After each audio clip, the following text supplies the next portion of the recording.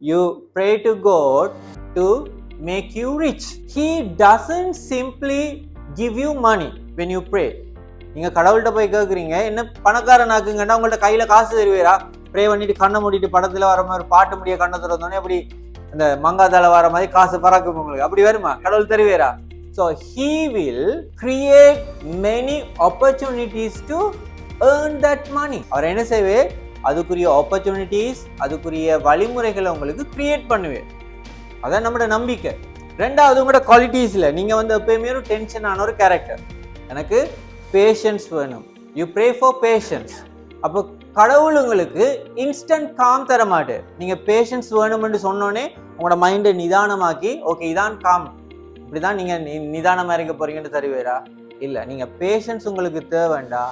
He will allow you to go through situations that teach you how to be patient. அப்போ உங்களுக்கு என்ன நடக்கும்?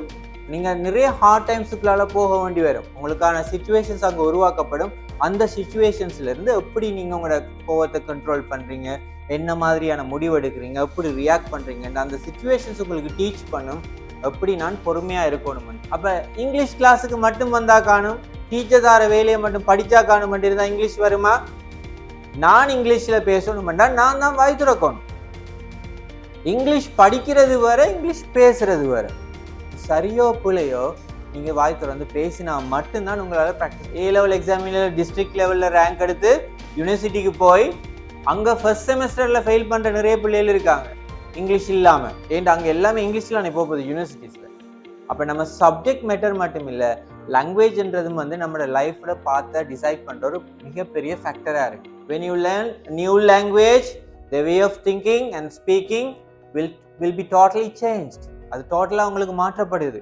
ஒரு லாங்குவேஜ்ல பேசும்போது பார்த்த விதமும் 2 லாங்குவேஜ் 3 லாங்குவேஜ் உங்களை அப்கிரேட் பண்ணி கொண்டு போகும்போது நீங்க அதே விஷயத்தை இன்னொரு விதத்துல பார்க்கறதும் டோட்டலா வித்தியாசமா இருக்கு. So when you are given the opportunities, use those opportunities, because when you go out from this classroom, you won't be given any opportunities to develop yourself. So this is the place where you get the opportunities to correct yourself, improve yourself through the mistakes. வேலை தளத்துல நீங்க வேலைக்கு போயிட்டு புல விட்டு உங்களை develop பண்றதுக்கு வேலை தளத்துல விடுவானா? அவனுக்கு என்ன வார எல்லாரையும் புல விட்டா சரி செய்யறதா வேலை? அவன் கம்பெனியை டெவலப் பண்ணணும், பிசினஸ் டெவலப் பண்ணணும். புல விட்டீங்கன்னா வார்னிங் தருவான், வேலையை விட்டு டெர்மினேட் பண்ணிடுவான். பட் இங்க அப்படி இல்லை. You can make thousands of mistakes.